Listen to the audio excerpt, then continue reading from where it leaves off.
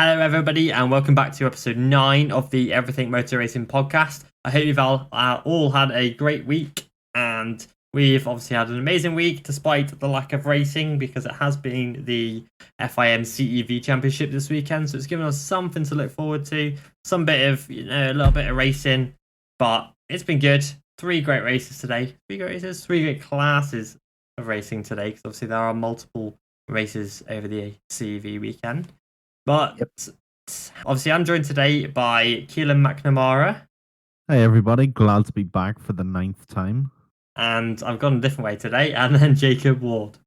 Yeah. I was a little alarmed. I was getting ready to say hiya, and then you were like, oh, Keelan first. What's going on? I got to keep switching it up, Yeah, keep me on my toes there. Yeah, exactly. That's what I'm good at. But we've got something different planned today, obviously, because of the back of Jack Miller's race win last weekend out in Jerez. We decided to look back at Ducati's history in the Premier class, looking obviously way back to when they first joined in 2003, and obviously to their now 2021 form of with the riders, obviously Jack Miller and Francesco Bagnaia. And it's been a long road to get to be where they are now. Let's be real. Yeah. Oh yeah, like 18 years. Yeah, from 2003 they joined the class, and obviously they started with, who was it? I can't remember now. Yeah, Troy Bayliss and Loris Capirossi, and then obviously we've seen many riders go through the Ducati ranks. Massive, huge names in the squad. We've seen multiple times world champions, including Valentino Rossi, Jorge Lorenzo, Nicky Hayden, Casey Stoner. Massive names, some of the greatest riders to ever grace the sport. Some of the real royalty of our sport, for sure. Oh, yeah. I mean, 100%. Give it a few years, because Rossi is still racing, obviously. And all those names are on the MotoGP Hall of Fame. Jorge Lorenzo is meant to be on there, but COVID obviously stopped that. And then Stoner's on there. Nicky Hayden's on there. He retired. That's going to annoy so many people already. Casey Stoner and Nicky and Jorge Lorenzo being on there. Some people are very opinionated, as we know. But that's the nice way of putting it, I suppose. Yeah, everyone's entitled to opinion, but it might be wrong sometimes. Yeah, there we go. That's the word that I was looking for. Yes, incorrect. But it's some people like to think their opinion is more fact than others. Yeah, I'm one of those. I won't lie. Yeah, I know. You're a nightmare. You're a nightmare to debate with. Well, there's no debate. I'm always right. No. Yeah, of course. Yeah. But before we do get into that, I want to kind of gloss over the CEV Championship. Obviously, today they raced at Valencia. Yeah. And we had 2 European Talent Cup races. And then we had 2 CEV Moto3 Junior World Championship races. And then we had just 1 Moto2 race today. So, obviously, looking back at the ETC, the European Talent Cup Championship, we saw a youngster called Brian Uriarte take his first win in the class and only his 3rd race. Mm-hmm.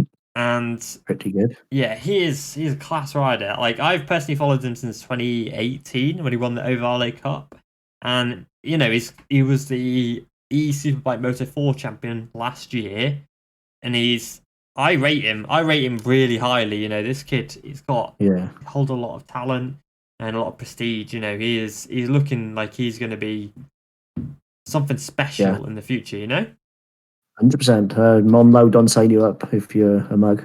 Exactly, yeah, because he stayed basically with the Monlau team back in the Moto 4 championship as well. So it's not like he's just come in as well. Yeah, exactly. And it's worth pointing out that the Monlau squad is what was the Estrella Galicia squad. Yeah, a proven route to the MotoGP World Championship. Yeah, because the Monlau obviously run as part of the Estrella Galicia team.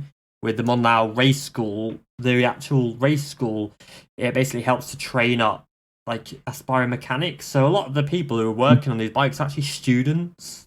That's it. And they're actual kids, working on these bikes and getting them to be where it is. In 5 years' time, the guys who are working on these bikes now could be, in the Repsol Honda squad. It's it's amazing setup. yeah, it's if you're in that, if they see something in you, chances are you're probably going to be in or around the MotoGP World Championship at some point in your life. Yeah, exactly. There's many riders who've gone That's through simple. there. Like, there's just massively talented riders. If you look at the World Championship, obviously, Alonso Lopez, Aaron Canet, Jeremy Alcoba, Jaume Masia, Exactly. crazy amount of talent. And then, obviously, in race 2, Alvaro Carp won the race. Carp? Carpe. Yeah. And obviously, he suffered an issue, didn't he? Probably would have won race 1, honestly. Sorry? He probably would have won race 1 as well, honestly, Yeah. but his bike broke. That sucked. Quite unfortunate. You could see like he was so stressed about it because obviously he crashed out at Estoril. Yeah. And he was just. I think he thinks, oh no, it's already starting to get out there. Yeah. But no, he was fine. He come back quite well to win race 2, so happy days. Yeah, it was a scrap. It was a proper scrap that way. It was great. And then moving to the Junior World Championship, there's a rider in the last podcast. Jacob's quite opinionated against this rider because he doesn't think he's at the level of the World Championship, whereas I'm the opposite, and I think he is class. Well, I would preface that by saying I don't think he is yet, but he will be. Like, make no mistake, he will be. Yeah. So both races, both races today was won by Mr. Daniel Holgado, who actually won the season opener in Estoril as well. So now 3 races, he's now got 3 race wins, and he's currently the Red Bull Rookies title leader as well, with a race win. Where have we seen this before? I don't know. Please enlighten me. No, Pedro Acosta. Yeah. He just won when he started winning. Obviously, he only did it with the rookies, but when he started winning, he didn't stop. Yeah, exactly. Yeah, because Last season. Holgado had a few podiums and stuff last year, but didn't win a race, and now he's winning races everywhere. Yeah, he's in everybody's mouth nowadays. Yeah, and he's only 16. He was literally turned 16 like 2 weeks ago. He was actually 15, I think, at the season opener in Estoril. So he's in the Aspar squad as well. He's got a direct route into the World Championship. I reckon he's gonna be something else in a few years. Like, really excited. The Aspar team are so good at mining talent, aren't they? Yeah, that's it. Yeah, obviously we did mention it last time out, but obviously they've got support all the way down to the 85cc championship, and obviously Nico Terol. Was it Ivan Goa as well? Yeah, can't remember his name. Yep, no, that's right. Yeah, so he's part of the team as well. So so you got championship winners and race winners assisting the youth of tomorrow. Even with British riders like Scott Ogden part of the squad as well. So yeah, there's no better place for Scott Ogden to be. Yeah, exactly. He says he loves riding the bike as well, so that's positive. Yeah, exactly. Great few races. Really sad for Joel Kelso though, who got knocked out both races. Yeah, honestly, he's made a step up this year, Kelso. Massive step. He actually looks really good at the minute. Yeah, he's obviously an Australian rider. Yeah, I was starting to think it possibly wasn't coming. Yeah, I don't know. He kind of flatlined a little bit, but he's showing what he's made of now, and I'm quite impressed. Really impressed. Looks like he's actually like some riders will under the pressure of the Leopard squad, and some riders thrive. And it doesn't mean you're a better or worse rider for it. It just means that particular setup didn't work for you. Yeah, exactly that, 100%. And I think it's worth mentioning that he didn't succeed at Leopard, but if you're going to succeed elsewhere, what does it matter? Exactly, yeah. It doesn't matter who you do it for as long as you get the job done, Exactly. And there's another rider who I'm really impressed with at the moment. It's Diego Moreira. Yeah, Moreira. He's very, very good. So, he was unlucky, mind. Oh, yeah, massively unlucky. And, I think he may have broken his wrist because he obviously crashed on the last lap of race 2. But, he took some podiums last time out in the Red Bull Rookies at Jerez, and he's come to Valencia, and he stepped on the podium. He's Brazilian. I really rate him. I'm really excited to see where he goes in a few years. Yeah, and again, another one with the Monlo support. Yeah, especially in the Estrella Galicia squad. And he raced for them in the European Talent Cup as well. So exactly, he doesn't mess about. He's a very, very good rider. Yeah, I was also impressed with Matsuyama. Yes. Oh yeah, first podium today. It has been coming, but yeah. Exactly. Yeah, and he's gonna wild card. I don't know if I should be saying this, but whatever. The commentary mentioned it today, so I'm just going to say it as well. He's going to wild card at Jerez. Le Mans this weekend or Yep. next weekend. Yeah, this weekend because it'll be Monday when this goes out. So yeah, he'll wild card at Le Mans, obviously Yep, for the that's, Asia Talent team. And he could do well. Yeah, really good. I'm really, really excited to see where he goes. You know, obviously Japanese rider. Yeah, so there's not really much you can say about him that hasn't already been said. I mean, he's a good talent. Yeah. He's in a talent team. Like, they know what they've got. Yeah, Donald support, you know. Good rider. Exactly. He's not going to mess about, is he? No, he's not. And then obviously moving to the Moto2 race, we saw your man Furman win again. Yeah, I knew there was a reason I was banging the drum about him, and so it is coming to fruition. Yeah, 3 of 3 races as a rookie on first time out on the speed up chassis and the Moto2 chassis. Yep, we all knew it was coming. If we're Yeah. being totally honest, like you don't.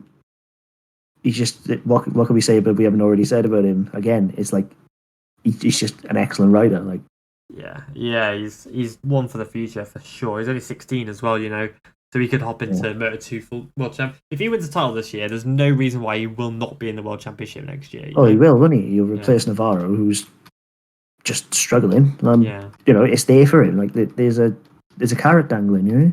Yeah, exactly. He knows exactly what he needs to do, and he's beating, you know, Alonso Lopez, who's got world championship experience. You know, it's that's not an easy thing to do on his own, you know. No, exactly. So yeah, like he's a Moto2 podium man. Lopez. Oh yeah. He's no mug.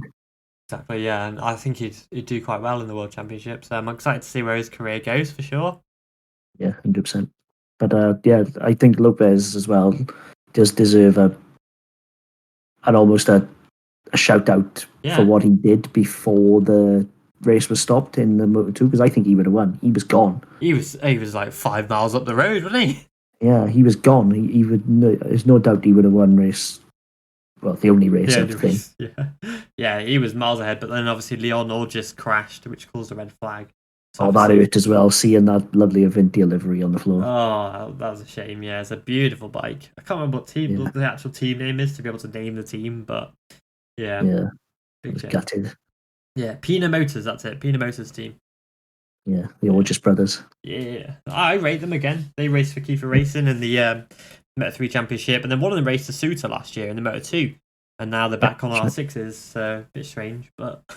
Probably a sensible option at the end of the day. The Suter is now so outdated, even in CV, that it's not worth it. Yeah, exactly.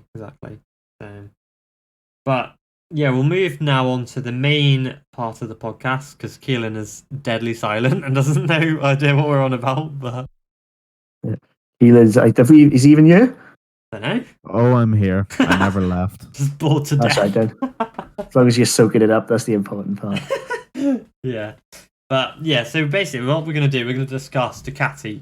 Obviously, Ducati and their arrival into the World Championship, their move up, you know, GG coming in and really revitalising and pushing the squad back to being a World Championship contending machine and race winner. And obviously discuss various other things. Yeah, no, I'm down for that, because it is worth talking about, because Ducati have really stepped up in the last couple of years. Oh yeah, the road to it has not been very easy for them. They've had some really lean years, you know. Oh yeah, like it's not always been, you know, race wins here, there, and everywhere. There's been a hell of a lot of pressure, failed riders. They must have pumped millions into their project for it to just fail, waste money, you know. Yeah, that's it. Like when you like just put it into perspective, from when Stoner left in 2011 to 2015, he didn't win a race. Well, yeah, he left it obviously in 2010, and then they won a race in 2016. You know, 6 years. Yeah, that's not good enough, is it? No, for a full factory team. Yeah, it's crazy considering the money they put in, the sponsors they got backing them as well, and the riders they had. Yeah, like they had some. Like if you had a MotoGP Dream Team app or something, where you could just put anybody on your bike, they did it. Yeah, they literally. Yeah, very true, actually. Yeah, because you know, Valentino Rossi, Nicky Hayden, Cal Crutchlow, obviously Dovizioso, so who did stay with them eventually. You know, it's mental. Iannone eventually, obviously, he was their first race winner. Yeah, mad. But yeah, so obviously we'll go back. We'll go way back because obviously we don't want to start straight from the start, you know. So obviously Ducati were actually founded, like Ducati Course Racing Team, were actually founded in 1999. Yep. But obviously Ducatis have been around a lot longer than what obviously Ducati Course have been. And obviously they're a race division of Ducati themselves, the manufacturer, who've been around obviously since like 1926. You know, they raced in a TT back in the day on the little what was it? It was basically like a bicycle with an engine on it, you know. Yeah, literally. That's pretty much exactly what they were. Yeah, you know, and they've come their way through, and now they're a household name. You know, you can look at Moto America; they've got multiple Ducatis on the grid. You know, the 2020 British Superbikes champion was a Ducati. You know, you got Scott Reddin smashing it in World Superbikes. Everywhere you go, Michele Pirro, what, 5 times champion now in the CIV on a Ducati? Something like that, yeah.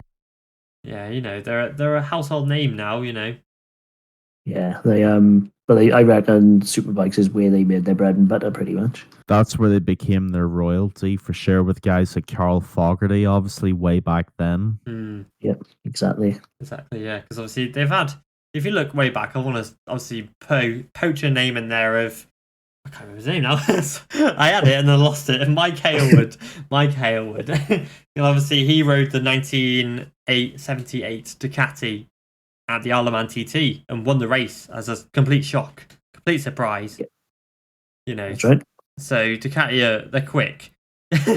Yeah, they've always made fast, good-looking bikes, haven't they? Yeah. Oh yeah, like it's just that simple. Like if it's like them and Aprilia. An MV to a point. It's just an Italian thing, I think, but more so Ducati and Aprilia. They make art to go with speed. Yeah, 100%. Like, obviously, I know it's obviously not necessarily in relation to the Grand Prix history, but even like the 916 is one of the most beautiful motorcycles ever created. Oh yeah. Without a shadow And of a obviously doubt. they did it their own way as well in Superbikes for years with the V-twin. Yeah. Which I really liked about them. You know what I mean? Like, no messing about. They did their own thing, did it their own way, and won. Yeah. Kind of like KTM are doing now. Yeah, good comparison, actually. Yeah, exactly. Yeah, because obviously KTM are now pretty much just dominating everywhere. You know, with tarmac roads. You know what I mean? Yeah. They do it with the trellis frame. They're yeah, of course, yeah. But yeah, not the same as the others, you know. Yeah. Obviously, we have to go way back. You know, when you look at Ducati before they came into MotoGP, they were obviously prominent in the World Superbike Championship. Obviously, winning the 1990 title with Raymond Roche, then 91 and 92 with the Ducati 888 with Doug Polan, before Foggy swung his leg over it and won in 94 and 95 on the 916 Corsa, in 96 on the 916, Foggy 98 on the 916. And then Foggy in 99 on the 996. And then Bayliss 996R. And then 2003, which was then the year they decided that to join MotoGP, which is when the 2-stroke era ended. You know, so obviously then they joined MotoGP at the start of the 4-stroke era, the current era. And in the same year, they won the 2003 World Superbike Championship with Mr. Neil Hodgson. Yep, that's right. Running the 101. Yeah, the 99F. The 100. Yep. Yeah, and the feeler. Oh, what a livery that was. Beautiful. Never liked it, personally. Did you not? No, I didn't like the blue. I didn't think it went with the red. Blue and red. Oh, I love blue and red. Yeah, I agree with you. Blue and red is great, but it was the wrong blue and the wrong red together. Fair. I think the best Ducati livery ever has got to be the Aerox. Ooh. You know, Bayliss and Bayliss, yeah. I wouldn't like to put money on it. Really? But, I think the best Superbike livery they ever did, like going a bit off topic, was the. Do you remember Troy Bayliss's final race at Australia? No, because I didn't follow it at that time. Well, after this, you can see it. But if you're listening, have a look at it. Bayliss's final livery for the Phillip Island race at on the 1098. It is art. There's no other way to put it. It's just gorgeous. Is it? Oh yeah, stunning. I've seen it now. Yeah, I've just clocked it because they didn't do a replica again of that in the Yep, that's right. Australian You got Superbike it. Championship. Oh, Yeah. I don't know about that. Yeah, I'm Um, pretty sure he did another did one. Ducati have sure. had some beautiful liveries over the years, especially in Grand Prix too. Like Yeah. 2018, I think especially with Lorenzo's 2018 is one of my favorite Ducati I've ever done. Oh, yeah. Yeah. Yeah. With the Ducati one, I've just remembered. So he used the livery for the Race of Champions, when they all basically got a load of Ducati riders, right. put them on V4 S's and whacked them around. I think it was Mazzano. And obviously, he basically used a replica of that livery, and they all sold the bikes for charity afterwards. Yeah, the Ducati Champions Meet, didn't it? Yeah, it was a cool thing they did that. To be fair. I actually Yeah. really dislike the current one. Just while we're on current liveries, I don't Yeah. like the Lenovo on it. See, What? I love it. I don't know. I really like the deep red. You know. Yeah, I mean, the I shade don't of think it's the red. best one they've ever done, but I don't dislike it. I don't know. There's something about the Mission Minnow and Lenovo that to me just doesn't look quite right on it. I think 17s and 18s were a million times better. With the grey in there. Yes. Yeah, they did look. You remember the 06 Mugello livery? No, let's have a look. I'm googling it. 2006 Mugello MotoGP. Let's have a look. Hopefully, people are going to be able to. Oh my word! Yeah. Oh. Woo! That is gorgeous. Yeah, give that a Yeah. Google. Type in, obviously, to the people who are listening. Obviously, Ducati 2006 Mugello MotoGP livery. That is beautiful. Tricolore, obviously, Yeah. livery. Woo, that's beautiful. That, yeah. Oh, that's nice. I like that. That's Yeah, great. That. I sadly I didn't win, but No.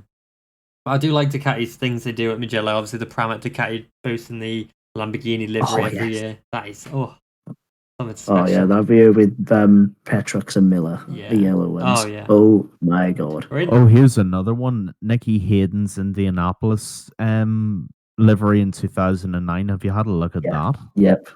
Oh, I yes. can't remember it. I'm getting a boomer memory now. Just can't remember everything. Oh yeah, that's beautiful. Oh yeah, that's nice. That's good. And Stoner's Phillip Island 109. Oh, That's the white just- one. Yeah. Yeah. Oh, amazing liveries. But yeah, so obviously going back on topic, obviously they did debut in 2003 with the Ducati GP3 with Troy Bayliss and Loris Capirossi. Mm-hmm. And you thought that was ideal lineup, you know what I mean? Yeah. Well, it was really. Like, obviously they didn't win the title, but they won races. Like, it won his 6th race in ever. Yeah, which is mad impressive. Yeah, I he mean, did it. both riders in the top 6 in their premier season. It's hard to get more impressive than that, even. I mean, Yeah, sorry. go on. So obviously they got a debut podium as well, Loris Capirossi. Exactly. You know, it was a good bike. It was a bit of a brute of a bike, should we say? Like it didn't like you very much, Yeah. to put it bluntly. But it was quick, and when you got on top of it, it worked. Yeah. Oh yeah, exactly. Yeah. I mean, obviously they got 6 podiums and a win. With Capirossi finished 4th in the championship, which is quite impressive. Yeah, for a bike in its debut season. That's It unheard wasn't of a now, you know what I mean? It wasn't a hospitable bike, I'll definitely say that much. No. Yeah. I remember I was reading Valentino Rossi's autobiography, and there's a line in there, Yeah. and it says it was when he was linked to Ducati in I think 05 or 06, and Seti Gibino said to someone, and he heard about it on the grapevine, but he said, you'll see, when that bike is bucking and bronking all over the road, he won't be so happy on it. And, you know, Seti then went and got on it this year anyway. Basically, he's trying to say, don't go there, I want to go there, but... Yeah. Yeah. Absolute animal of a bike. Yeah, it was. And obviously, they had a full steel trellis frame, didn't they? Is that right? Yep, full steel trellis from 2003 until 2008. Oh, right, so they actually won the title with the steel trellis as well. Yep, Stoner's 07 bike was still a full steel frame. That's impressive. Considering, God, that is impressive. obviously, everyone talks down on KTM's frame, but then, you know... It's not bad or good, it's just different. Yeah, exactly, yeah. You know, and it's impressive, you know, and obviously Bayliss got P6 overall in the standings, even in their first year, but then Had a bit of a May second year, didn't he? yeah, like they just had a The- shocker of a 2004 year. And yeah, well, Bayliss, he really hurt himself, like properly hurt himself, Yeah, and he missed a good chunk of the season. yeah, he did. And Yeah, ultimately, it cost him his job. yeah, it did because he then got basically cast out to World Superbikes back again. Well, he did a year with Honda first, didn't he? But yeah, yeah, he did. Yeah, but but yeah, basically, it cost him his Ducati seat, and it was harsh, but winning mentality, they needed to do it. I think. It's Ducati though. They have never changed, and they'll never change. You know, if you are not even at full 100%, they will just get rid of you. You know, and we've seen it obviously in recent times with Jorge Lorenzo, etc. You know, it doesn't matter who you are. If you're not there, they're gone. You know, you're gone.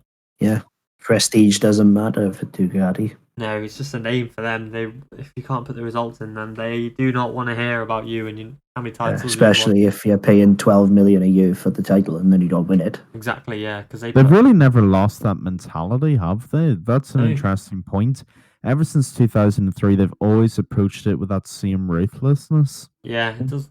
It's just. I think it's part of obviously Ducati's core values. It's not a bad thing at the end of the day.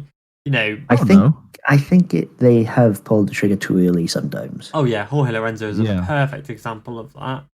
I disagree with you there. I think Jorge's position became untenable. Really? Yeah, it was. Whether it was the money or not, I don't believe, and you know me, I'm a massive Jorge fan. I still don't believe he would ever win the title on that Ducati. It's with the strength of Marc Marquez, I couldn't see it happening, to be honest. No. So to pay 12 million to basically be Mark's underling, or pay 4 million to Dovi to do it. Yeah. What are you doing? You know what I mean? Exactly, and I mean Dovi beat Lorenzo twice. You know, I mean, yes, Lorenzo did get injured, obviously Thailand, etc., where he had these huge high sides, but Dovi was ahead of him before that. Yeah, exactly. It's not like Dovi just suddenly came out here and did good. He was there consistently previously anyway. You know, yeah, the economics justified it. Actually, I would agree with that. Financially, it was good for Ducati. Yeah, and to be honest, on track, I think it was the right decision as well. I think it was more a case of they signed up Jorge Lorenzo because they didn't want anyone else to have Jorge Lorenzo. Yeah. They wanted to win a title, and they got Lorenzo in to do the job, and he didn't get the job done. He had 2 years to do it, but obviously Ducati did also not listen to him for 2017. And as soon as they listened to him, bang, Mugello race win. You know, literally one tank change and boom, straight away. Yeah, you know, and that again, you know, tying back into Ducati's values, they have forever, you know, back to Stoner, back even further. They don't listen to riders. You know, they would rather look at data than what a rider says back to you. Yeah, and we all know, like Jorge especially, was a mind rider. Yeah. Oh, yeah. Like, even if they didn't make the change, just tell him they made the change.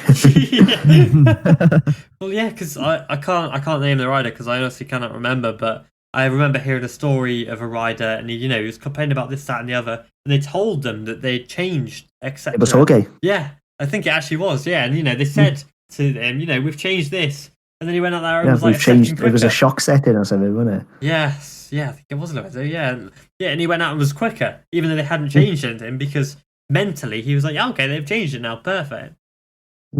Yeah, it was Jorge. I remember. Yeah. I mean, Ducati's sort of pig-headedness has really cost them at times. I mean, look at Suzuki with the likes of Sylvain Gintoli as well.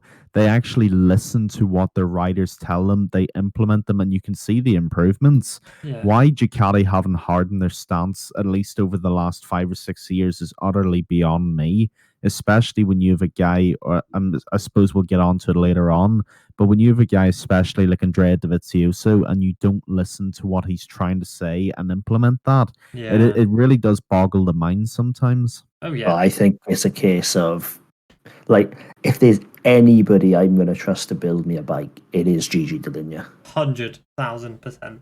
Yes. And it's proven. But at the same time, he's almost had to deal with that Ducati mentality. I think if it was down to Gigi, he would have done a bit more of what Dovi wanted. Yeah. I agree with that. But unfortunately, with Mr. Ciabatti and Mr. Tardozzi in his year, Yeah. it's not going to go that way. No, it's not. I mean, Tardozzi again. You look at impressive Ducati riders. Tardozzi back in the day, he was very strong on the Ducati. First ever World Superbike race winner. Yeah, exactly. Yeah, Davide Tardozzi on a bimotor. Yeah, exactly. Yeah. So he knows what he's doing, Tardozzi, but it's Ducati's values and core, isn't it? And unfortunately, it has screwed them over a little bit. And obviously, going back to 2004, they had a shocker of a year. Both riders, they only took a podium each. Obviously, Bayliss did have his reasons, and the bike just wasn't but there. To be honest, Bayliss probably wouldn't have been on the podium much anyway, so I don't think the injury can be justified there. Yeah, the bike, it just struggled, didn't it? And then obviously... Yeah. Well, it was the classic Ducati thing of the early years before Gigi of, it won a race last year, leave it. Just love it and leave it alone, Yeah, quite literally, I don't think they changed anything from 03 to 04. Okay. Yes. At least they improved a lot, to be fair, in 2005 when Carlos Checa replaced Bayliss. Yeah, because obviously they moved Bayliss out for Carlos Checa, and, I think Checa was... I think he must have come in with certain guarantees of this will be changed. Yeah. Because it was a different bike. Yeah, and he only lasted a year. So I don't know what happened there, but obviously he went back to World Superbikes, didn't he? Yeah, well, to be fair, that was a trend in the early years of Ducati. Riders only lasted 1 year. Yeah, Capirossi pretty much got out of it and stayed. But Melandri.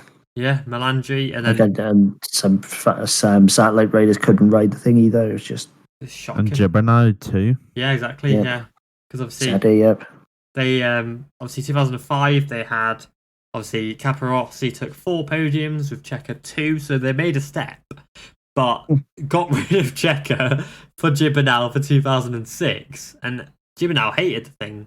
At the time, it seemed like the right move.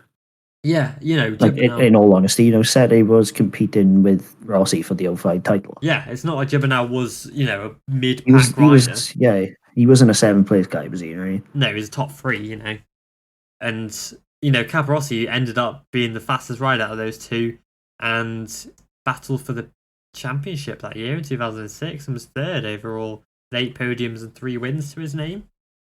Yeah, Sete didn't get anything and, of course, missed the last race. But then we all know what happened in 06 at the final race. Yeah. Where Bayliss won as a replacement rider. Yeah, exactly, yeah. So the bike wasn't poor. Imagine if Bayliss had that bike in 04. Exactly, yeah, because they basically gave him it as like a, thank you for winning the Superbike title. Yeah, that was right, yeah. And then, he's come in and just pretty much destroyed everyone winning that race in 2006. It was amazing. There's not really much tech side of Ducati from 03 to 06 that's worth mentioning. It was very similar in big power, didn't handle very well, steel frame. Yeah, exactly, yeah. And obviously, in 2007, there was a change, and MotoGP moved from the 990cc's to the 2008cc's. Yeah, the 800cc's in 07 was just...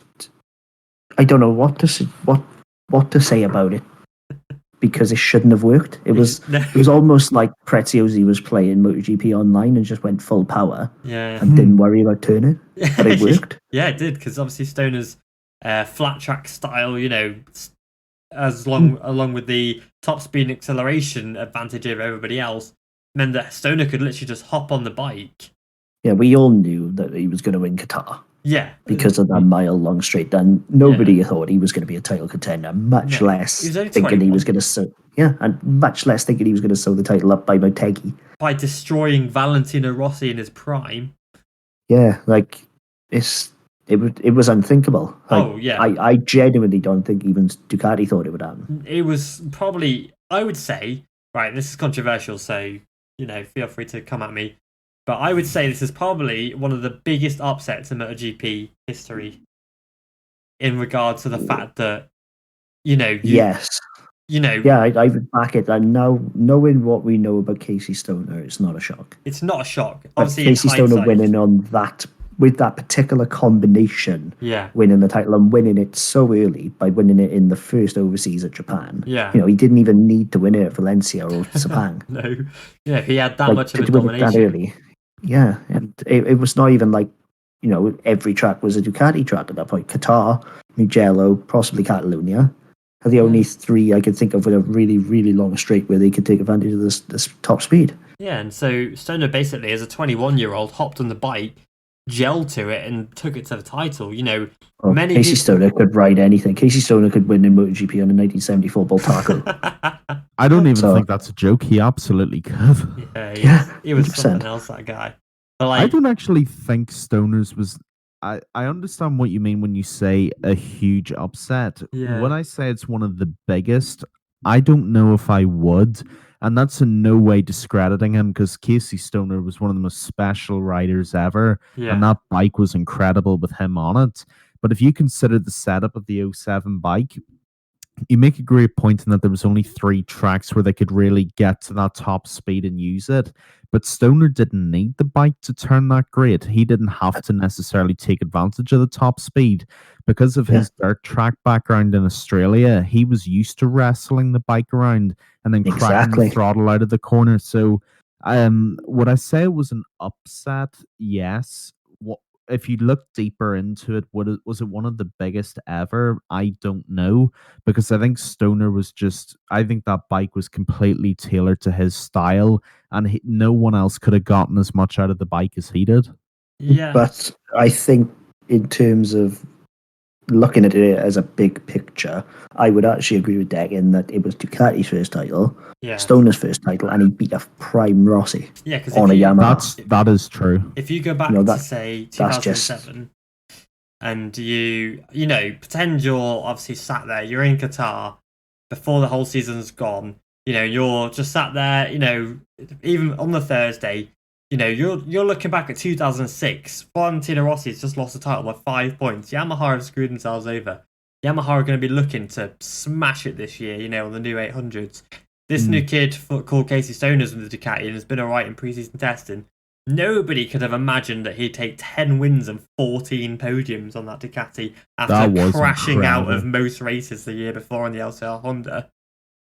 Exactly, and I thought it would be a Rossi whitewash that year, honestly, because the Honda wasn't very good. No, exactly, yeah. And Rossi was hungry after losing that title to Hayden the year before. Like, that would have hurt. But anybody who, if you put money on Stoner winning that title in 07, if you played the lottery that same day, you would have won it.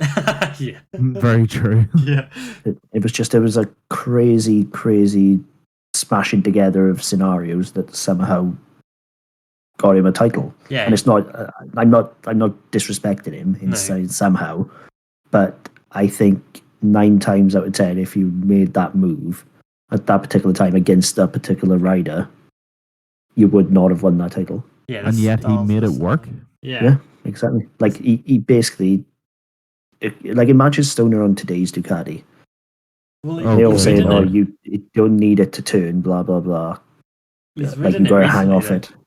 Yeah, and he turns it from the rear. That's why he's fast on it. Yeah, exactly. Yeah, because he did quite well in the preseason testing at Sepang when he rode the Ducati as well, didn't he? Well, he was fastest that one time, didn't he? In the ones of the sessions. Yeah, and that was as racing as well, like 2016. Yeah, and it's because he turned it from the rear of the bike, not the front. Exactly. Yeah, and I think that was genuinely, for now, where Ducati peaked, because obviously they've never ever been able to hit that same level again. Yes, I would say as a whole, I would say Ducati are better now than what they were in 2007. Yeah, I was just about to say. Yeah. But everybody else has gone up with them to a higher level than Ducati. Ducati are up Well, I there. don't even think Ducati were that higher level in 07. Oh, yeah. I think Stoner was the level. Yeah, it was all Stoner. And unfortunately, Ducati, being Ducati, they didn't listen to him again. And so 2008, they replaced Capirossi with Marco Melandri, who hated the bike. Again, on paper, one hell of a move. Yeah, again, fantastic move. Marco Melandri, race winner. Obviously, look at 2006 when he won. Title contender pretty much on the Honda. Yeah, exactly, on a satellite Honda, you want to add. He was class, and yet he hated the thing. And Stoner couldn't repeat the 2007 season because Ducati basically were. Well, they gave the start of 2008. They gave him basically the 2007 pre-season bike. Yeah, I'm like, all right, go on. And that was the start of the decline, really. Yeah, like what do you expect? I mean, everybody's going to have stepped up a level. By the time they had brought in the half carbon monocoque in 08, it was already gone. Exactly, yeah, because obviously he did take 6 wins and 11 podiums, but it wasn't enough. Valentino Rossi was back on stop, you know. Yeah. He was like, no, I want the title this year. Yeah, well, Yamaha had managed to negate a lot of what they didn't expect Ducati to have in 07. Yeah. Where they negated so much of Ducati's strengths from 07 and 08, Stoner ended up having to override the bike. And it was only in Brno where they finally brought a change. If you were only bringing changes by Brno in a normal season, that's half the season done. Yeah. Oh, yeah. Exactly, yeah. The Brno race has gone. He crashed out of that race in 08. Yeah. And then they brought a half carbon monocoque chassis in alongside the steel trellis. Yeah. And it was worse. It really was just dark days at that point. They won the title and literally had a steep decline until, 2015. Well, because of that title in 07, I think Mr. Preziosi got too big for his boots. Yeah. And he thought he was bigger than Jesus, and it turns out that ain't the case, but... No. Yeah, wave the hand of Ducati and it just didn't work, Yeah, there's a reason that Filippo Preziosi is no longer at Ducati. Exactly, and then... Like, the man, like I'm not criticizing, I think Preziosi is one of the most interesting people in the world. He is an absolute mad genius. Yeah. But it didn't... So, his one idea worked of give the Ducati all the power. And he rode on that for like 4 or 5 years, and it just all his other ideas didn't work. Yeah, I think, it showed Ducati were not, because Melandri hoped to win the title, they didn't, and so they basically replaced Melandri in 2009 with Nicky Hayden, an actual ex-world champion. They had to. Yeah. They had to. But Melandri, I think, if he had not got off that bike in 09, he would have run away. Yeah. He would have just... Qatar would have rolled around and suddenly everybody would have been checking their wardrobes looking for him because he wouldn't have turned up. Yeah, it'd been like a cave in the Alps somewhere, Just have a beard and a stick and a nice scroll saying, what is it you seek? Like? Yeah. Not the Ducati. No, stay away from that. Give me a Honda or something, please. I will answer you the one question. Are you coming back to Ducati? Nope. Yeah, 2009 again wasn't very good. Stoner really that was his year where he was very ill. That was the year that did it. That was the year that completely broke Stoner and Ducati's relationship. Do you remember Catalunya? Yeah, he got off the bike and he looked like a corpse. Didn't he, pretty much? He looked terrible. The fact that I always remember the part for me because obviously all the attention was on the really, really good battle with Rossi and Lorenzo when Rossi done him at the final corner. Yeah. But I remember Stoner coming in and I swear to God, he was as white as a shirt. It was just, it was honestly terrifying. I thought, you shouldn't even be out of bed, mate, let alone on a wrestling podium. Ducati. Yeah. On a MotoGP I think people actually podium. forget that. He actually made the podium, even though he was in that bad a condition. It's unbelievable, really, honestly. What Stoner was able to achieve on that Ducati. But that race and then the preceding quitting out, like I say quitting out in the loosest term possible. Yeah. But that made me respect Stoner a lot more in that he was prepared to look after himself and put himself first. Yeah, and that was because he couldn't carry on like that. No way, he would have died. And not even a joke. Literally. Like he turned up and he was with Adriana in the Parc Ferme, and you could see her. She just wanted to just like throw him in the back of an ambulance. You could see it. Yeah. It wasn't good. No, it really wasn't. And then obviously he still took 4 wins and 8 podiums that year, with Nicky Hayden taking a podium as well. And then he came back in Australia and won, didn't he? Yeah, he did. Which was awesome. Yeah. Yes. Him and Phillip Island, like a fairy tale. He won that pretty much every year for years, didn't he? Better love story than Twilight. I mean, isn't everything? True that. Yeah. And then obviously it's 2010 was Stoner's last year he left Ducati very unhappy. He still took 9 podiums and 3 wins, with Nicky Hayden taking 1 podium. And Stoner and Rossi's kind of beef, as you'd say in 2021 terms, their rivalry was at a peak. And it was a case of Rossi basically saying to Stoner, I could ride that bike. I could win races on the bike. That's not the bike. What did Jeremy Burgess said? I can't remember now. We'll have that front end turning in 60 seconds or something. Yeah, the front end fixed in 60 seconds. Yeah, and obviously, like it was tough because obviously staying in the 2010, Stoner clearly wasn't happy. Ducati still were not listening to him, and he finished in 2nd place in his last race for Ducati with Valentino Rossi hopping on the same bike in the preseason test and was 15th. Yeah, and I do, like, I shouldn't laugh because it was an absolute nightmare for Rossi, but I think he genuinely thought that bike was a lot better than it was, and it had to be the bike because there's no way this kid is as good as me. Yeah, there's no way this Stoner is that. There's a reason he never won another title after that for me. Yeah, and that broke him. He bit off more than he could chew in 2010. It's not even that. All riders think, but it has to be something else other than the rider being better than me. Yeah, of course, yeah, because that's the rider mentality. At the end of the day, you are the best. And then you get on the bike and suddenly you realise in your head, you think, this guy actually might be a bit better than me. Well, it's not even that. It's Rossi kind of got off it and was like, it is the bike. Oh, what have I done? I have made a severe mistake here. But I guarantee his first session, after he got over the initial shock of just how poor the bike was, he was sat there and he was thinking, this Stoner kid is as good as me. This is a problem. Yeah. I think you're right. I think actually when Valentino got on that Ducati with obviously Jeremy Burgess behind him, like you said, that first test, you just know he came back into the pit, and it was almost the beginning of that meme. It was at this moment Valentino knew he effed up because he did badly F up moving to Ducati. And it was on paper, it was a perfect move, wasn't it? Italian bikes, Italian riders. The bike was winning, so there's no reason Rossi could get on there and win. Yeah, it was like, it was a dream about that. True. I mean, fair play to Rossi for giving it a go. He literally put his career on the line to go to Ducati, and he very luckily got a Yamaha ride afterwards, because otherwise that would have been his career over. Well, he said he was going to retire before Lynn Jarvis offered him the ride, 13. Yeah. So it was a case of, we may not have seen Rossi after 2012. Ducati was that bad. That Ducati nearly ended Valentino Rossi's career. And it's not like they actually listened to Rossi. Like, a bit. A bit, a little. Everybody was saying Ducati were falling on their own sword almost with the carbon monocoque and the steel. Yeah, they were, yeah. And then halfway through 2012, boom, they throw in an aluminium frame because Rossi demanded it. Yeah, eventually though, they had to talk to him. They had to literally beg for it. Like they asked.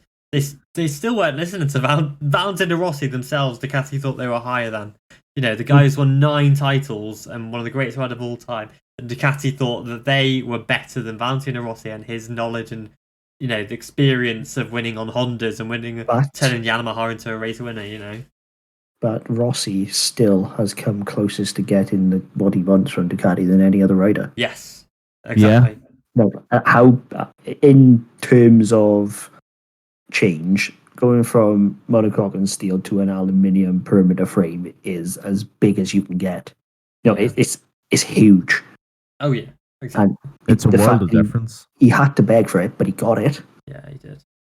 And for him to get that, nobody else has been able to do that with Ducati yet. Nope, not to change. They've changed little bits, like Lorenzo with the bath mat things in his tank, but to change a full frame. Change the chassis, that is humongous for Ducati to because Rossi was saying, it's this frame, I can't deal with this frame, make me an aluminium frame. Yeah. Okay, here's your aluminium frame. This aluminium frame isn't very good. Well, what do you want me to do? Ducati are very proud, I think. Ducati, they hold their pride up. They hold their necks up high. We are Ducati. We can't take criticism from our motorcycle. It is amazing. The Italians are very Italian, aren't they? Yeah.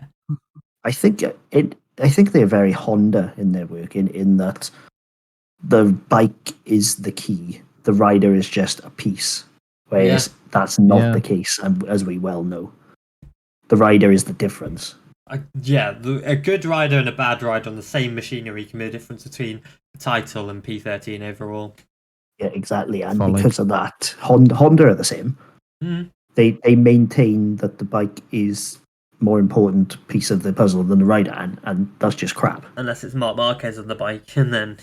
But even then, like they know what they've got with Mark, but they still haven't changed the bike. No, all eggs one basket. Yeah. Even Marquez is complaining about it now, so we'll have to see how that goes. He's come back to a worse bike, apparently. Yeah. Apparently so. Yeah. The Honda comparison's actually really good. I mean, if you look back in whenever Valentino moved to Yamaha from Honda, obviously Valentino pretty much wiped the floor with every other rider on the old Honda, and Honda came out and claimed that it was their bike that was the reason for his success, and they never gave him any credit. So obviously he moved to Yamaha, ended up thriving, and they struggled for a few years. And Ducati actually are the same when you think about it. They have that very stringent approach. But even as our kind of resident Valentino stan, I think everybody knows that by now, Valentino moving to Ducati actually grew my respect for Casey a lot. Because, you know, that bike was obviously terrible, and Valentino found that out the hard way. But it makes you wonder just how goddamn good Casey Stoner is, that he could actually put it together and make it work to any kind of degree. And win races on it. Yeah, much less being a race winner or a world title winner, no less. Yeah. I think a lot of Rossi fans ate humble pie in 2011, 2012. Yeah. I have to agree they did.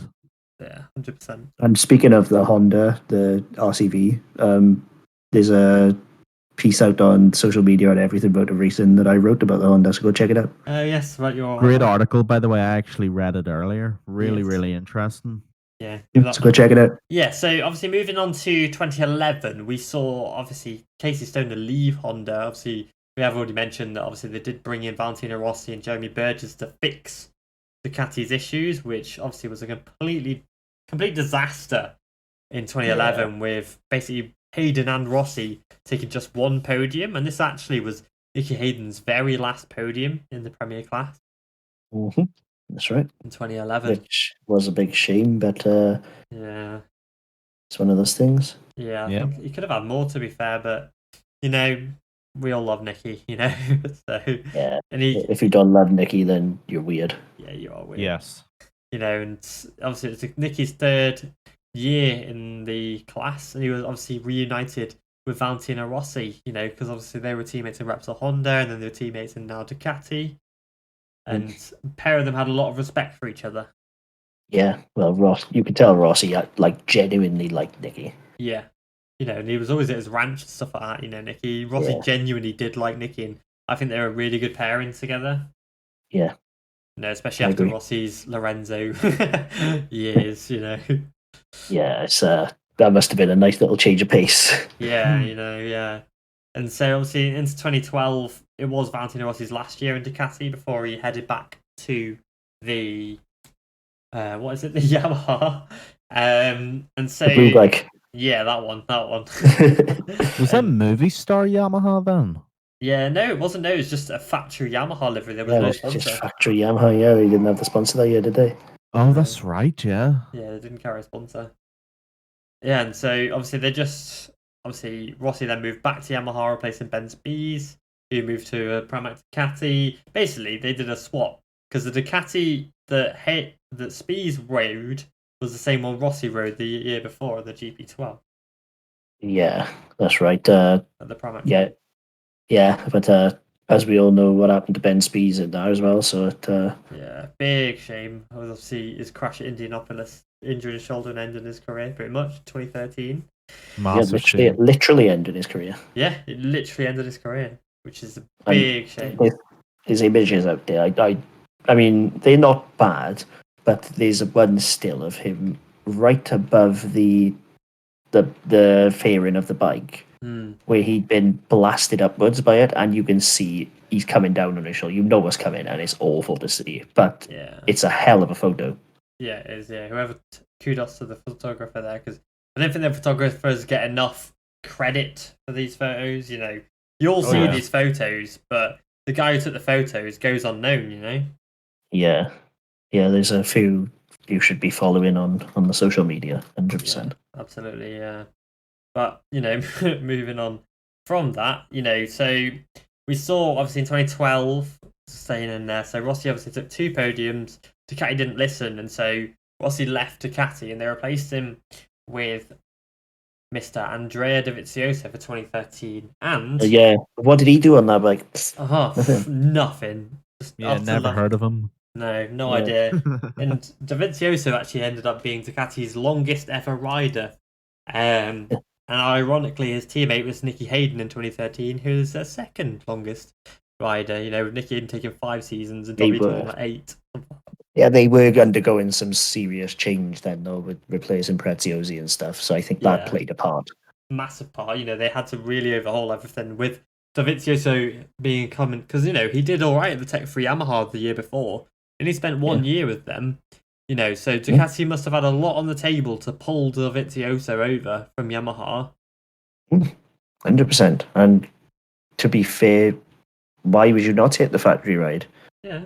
He was used to the factory Repsol. Yamaha were giving you. Exactly. He was used to the factory Repsol, and then to drop back, that must have damaged him mentally quite a bit to drop to the Tech 3.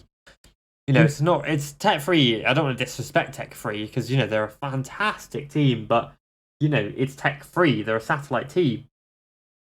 Yeah. They're not exactly, they're not like now with KTM, are they?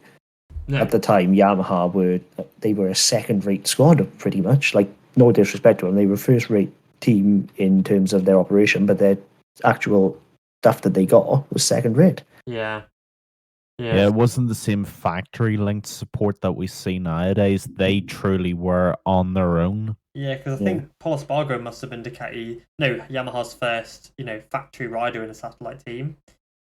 He was. I believe, yeah. So they wouldn't give him anything else, would they? So no, and so obviously Dovizioso kind of put it all on the line to go to Ducati for 2013, and he did struggle a little bit.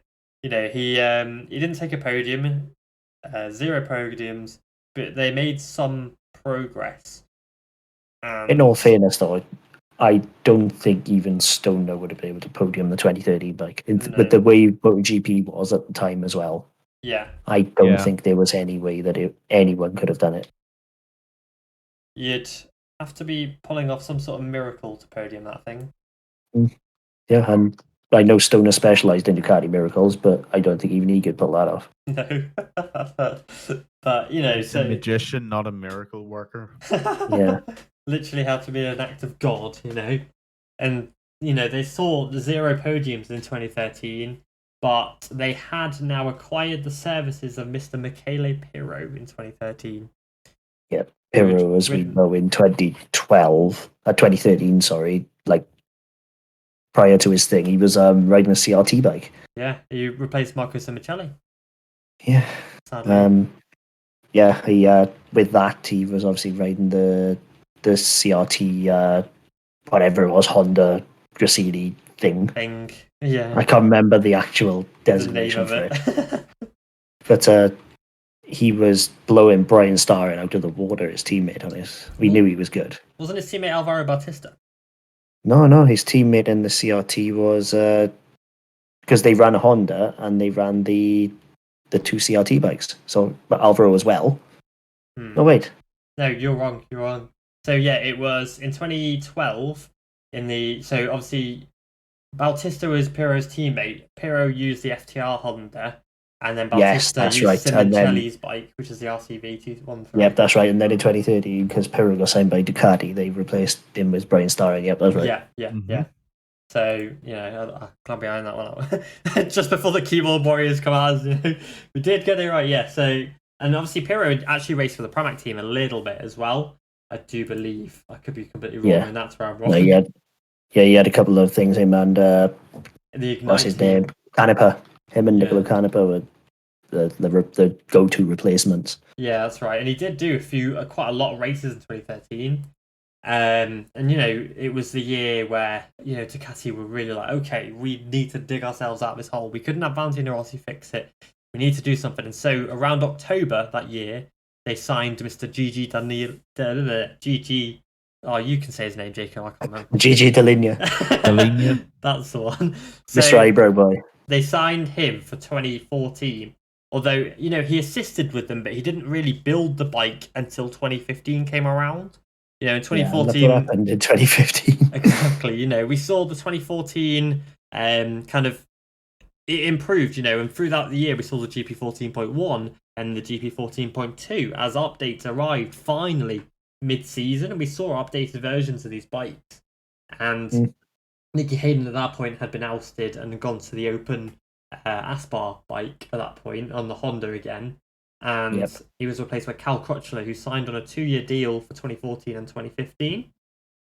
Yeah, and again, that on paper, that was a hell of a move, Yeah, Cal Crutchlow from... Obviously, they were still a teammate at Tech 3. Both podium finishers at Tech 3.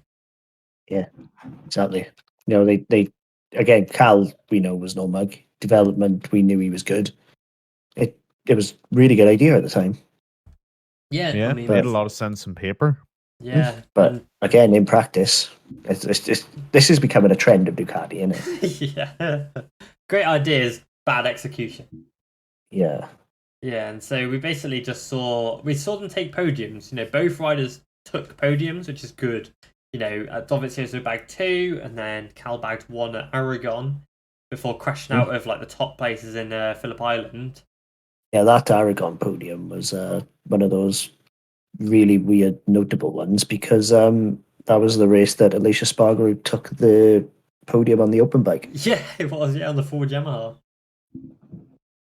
So this, he's a footnote in history. Oh, on yeah. that thing. Yeah, absolutely.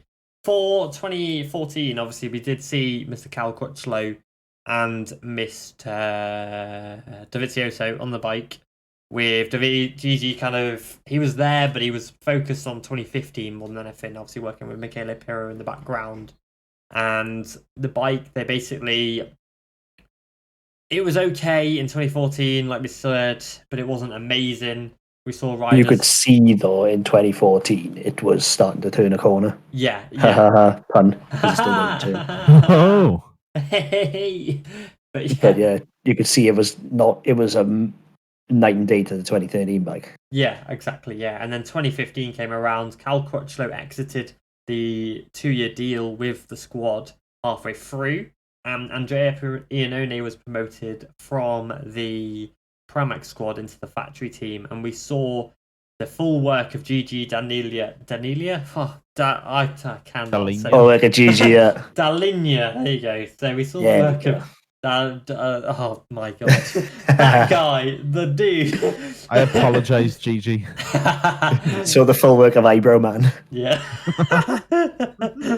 Yes, but yeah, we saw the full work of him finally come to fruition in 2015 with Iannone and Dovizioso basically standing on the podium in Qatar. They were battling for the race win in the 2015 season. And they should have been on the podium in Argentina. Yeah. Oh, yeah. Yeah. But that was 2016, that. Yeah. Yeah. But I just thought I'd drop that in there. Okay. Thanks for that. Yeah. But yeah, they started off in 15 really strong, and you thought, ooh, hello. Well, the bike came out and it was completely different. The rear end was higher. The bike just looked completely different. It was basically the baby version of what we've got now. Yeah. A long bike, brilliant in braking, turning not that good, but could be worked around. Yeah. But very difficult to beat in the braking zone and the acceleration zone, which still remains today. Yeah, it's always been a Ducati thing, that, isn't it? But it's been a Gigi thing. Yeah, exactly. Yeah. But so it came out and it looked different, and then they obviously adapted the salad box a little bit, and then the massive thing that has now really just flipped. Ducati are known for their innovation these days. They're not scared to try new things, and the thing they tried was wings. Yeah, well, that's at that point the takeover by Audi was complete. Yeah, and Lamborghini. So they suddenly had access to a wind tunnel. Yes. That's right, yeah. And with that, look what happened. Wings come along, and love them or hate them, they're here to stay. Like people say, oh, they ruin the look of the bike. Who cares? Yeah. Makes them go Like the bike fast. could look like the back end of a dog for all I care. If it goes quick, Yeah. that's the point. You know, Yeah, exactly. Yeah, and like they're not scared pretty to try bikes things. don't win races. Fast bikes win races. Yeah, it's like they tried the hammerhead. You know, they've tried so many things over the years. They're not afraid. And yeah, these wings that they tried.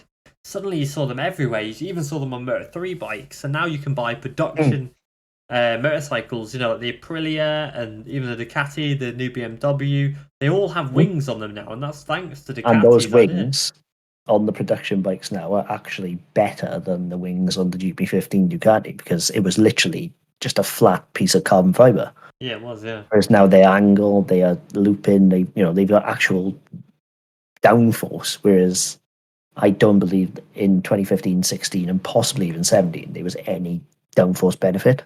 They actually do something now. Yeah, but I believe in those 3 years the riders couldn't feel a difference, so they couldn't be hurting.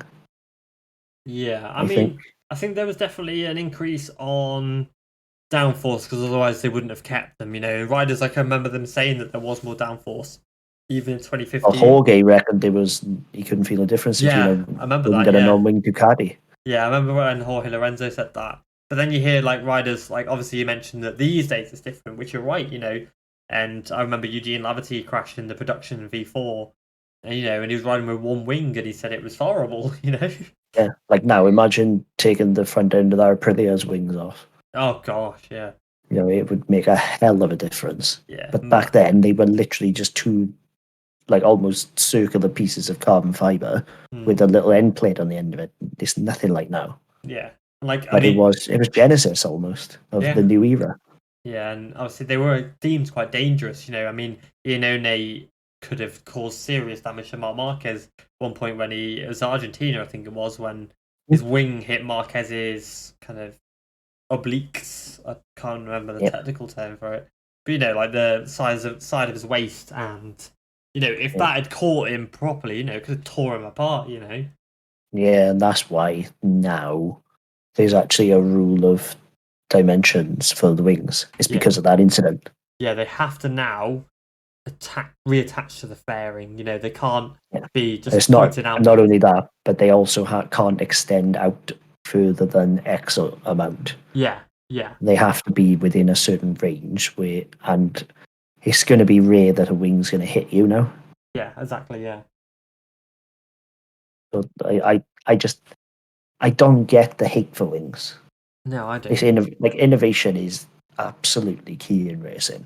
Exactly, you got to constantly be pushing forward, and that's exactly what Ducati do constantly. Racing basically now is doing what you're not expressly told you cannot do. It's finding loopholes in the rules. Yeah, like literally, rather than looking at what you can do, it's figuring out what you can't do, but haven't been told you can't do yet. Spot on. Yeah, you put that quite well. And Ducati are the masters of that. Oh yeah, they're phenomenal. They're always doing these things. You know, like when they had their scoop under the bike, and Yamaha were complaining about it. You know, and now Yamaha have got one under their bike. No, it wasn't for downforce though. Apparently, it was for tire cooling. Yes, that's right. Yeah, and it was proven in the wind tunnel that it caused no downforce. Yeah, it was. Yeah, but now it does. Yeah, now it does. And but, it defeated the entire object of the protest because they protested saying, "Oh, it's downforce," and then they've gone and made a downforce one, and that wasn't even the entire point of it. It's mental. Yeah, it's funny how these things work. When they realise, oh wait, I can protest against it and get away with doing this. All right, then sick. Let's go. It's mental. It just doesn't make any sense. No, exactly. And I mean, well, with Ducati, obviously, like we say, they're not afraid of innovation, and it has shown. You know, in 2016, we saw their first ever race win since 2010, with Andrea Iannone taking the honours over Mr. The irony. So, yeah. The irony of that. I know. After that was at that point where he'd lost his job as well. Yeah. What? When he won? Yeah. He already knew that he'd lost his job after the Argentina incident in 16, and then won at Austria. And suddenly you were thinking, was it the right call? Turns out it was. It was, yeah. But at the time, you were thinking, is it the right call? Is it the right Andrea, you know? And obviously, hindsight's a beautiful thing, and it was. but it could have so easily been the wrong one. Yeah, like looking at it now, like looking at 16 at the time when you were in 16 living it, you thought that's the wrong call. Yeah. But knowing what we know now about Dovi and about Iannone, Yeah. it's masterstroke. Oh yeah, thankfully. But yeah, and so obviously they both took wins, with Dovizioso taking a win in Malaysia that year. That's So right. finally, Ducati were back. GG's. But it wasn't the first one of the year, was it? No, it wasn't. Dovi's face in that Park Fermé when no. Iannone had won. You could see he was like, the theatre faces where one's happy and one's sad. Yeah. That's what he was alternating between every second. Yeah, because he's like, that should have been me. I should have got the first. Yeah, Ducati went, oh crap, it was me. Oh, but Ducati went, oh. It's like Savadori winning Aprilia's first race. Yeah, that's exactly what it would be like. Aleix would be, I couldn't even imagine.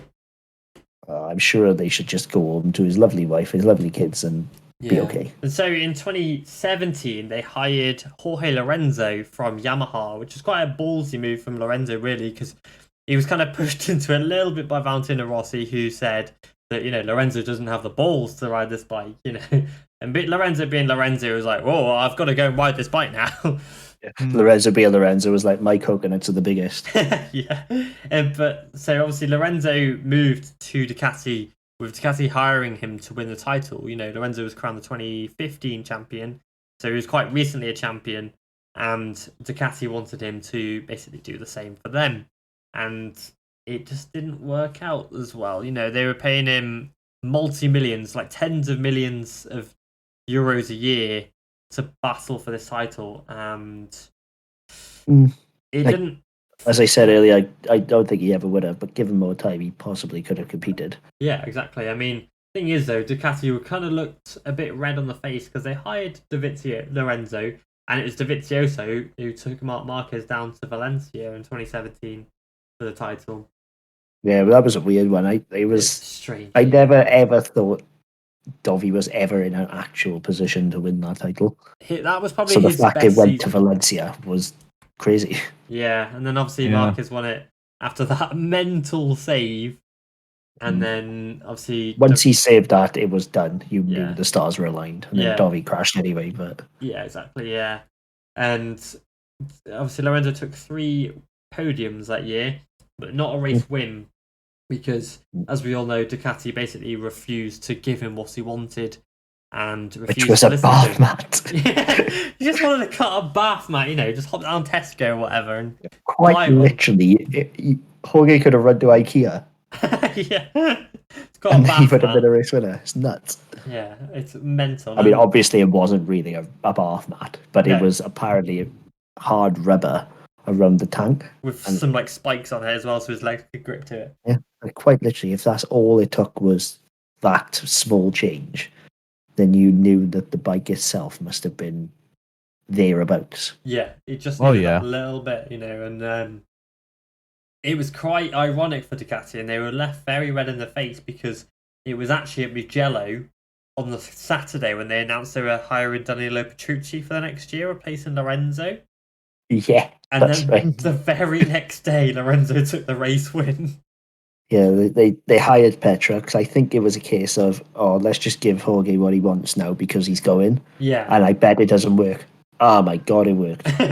Oh dear. And it was a Ducati 1-2 as well, don't forget as well. Yeah. And then that was the pinpoint of the arrival. The actual arrival of Ducati as a force. Yeah, they were like, right, so now Iannone's won it, Dovizioso's won it, and now Jorge Lorenzo has changed from Yamaha and has won on our machine, Yeah, that's it. And then that was the big thing for me, was it wasn't a older Ducati rider winning. It was a different manufacturer rider winning. Yeah, it was a rider who's come into the class. If a rider can get on your bike and win, you've got a half about bike. If a rider can change from a completely different manufacturer with a completely different riding style and win, then you've got, you're there, kind of thing. Yeah, you've got a good rider there as well, but... Yeah, of course, yeah. No. Yeah. Jorge. Go on. So, no, I was just going to say real quick there, Jorge really brought a lot of legitimacy and even more pedigree to the bike. I think, being a world champion with one manufacturer, to come across and start winning races on that really added to the image Ducati were trying to present for sure. Yeah. And of course now Ducati is almost a classic bike in that it doesn't have carbon fiber frames, it doesn't have stupid exhaust systems, etc. That they did it back then. It's just a good working bike now. Yeah, exactly. Yeah, it's just a strong piece of machinery, And yeah, that's it. It's just good all round. yeah, and it was proven again in 2018 because Dovizioso battled for the title again, second overall. And then in 2019, Dovizioso battled for the title again, with second overall against a completely dominated Marc Marquez. Yeah, but 2018, obviously both riders won, Lorenzo and Dovi. And then 2019, both riders won again. Exactly, and it was a different rider. Exactly, yeah, because they pulled in Danilo Petrucci from the Pramac squad. Yeah, Petruk's winning was a real confirmation because obviously he came up through CRT. He rode the pigs of Ducatis. Yeah. He rode he rode GP14s, you know what I mean? He rode stuff that wasn't very good. He rode things that no one wanted to ride. Yeah, like he rode the Iota ARTs. So going up to that GP14 must have felt really good. Yeah. But then it's levels, isn't it?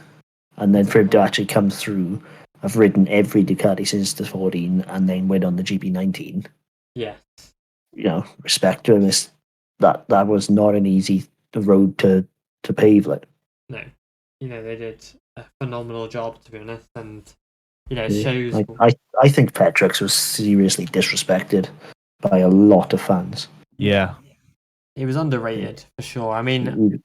people would say, oh, he doesn't deserve the factory ride. So he's a race winner on a factory machine.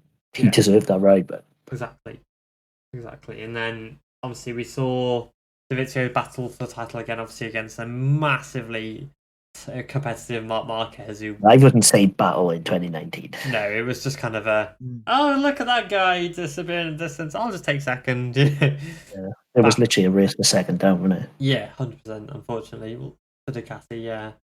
And then... the only rider who could have won on that Ducati that season would have been Dovi, and that is provided Marc Marquez was not racing. Yeah. That's the only way Ducati would have won that title, because there was no way he would have beaten Marc on track. No, there was no Marc was just untouchable. Yeah. And then, obviously, moving to 2020, last year, we saw both riders win again, with Dovizioso taking a race win in Austria with his middle fingers on the podium after basically Ducati gave him an ultimatum of, right, okay, perform in the next 2-3 races or whatever, and we'll think about hiring you. And Dovizioso was sick of the games at this point. He'd been unemployed. Yeah, and he was just like, you know what?